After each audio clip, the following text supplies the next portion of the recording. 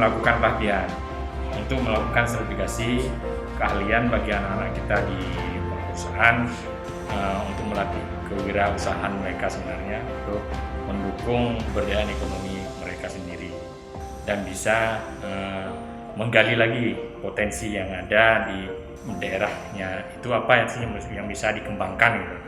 Dan diharapkan bisa membantu BIM menyelesaikan permasalahan di lingkungan perusahaan.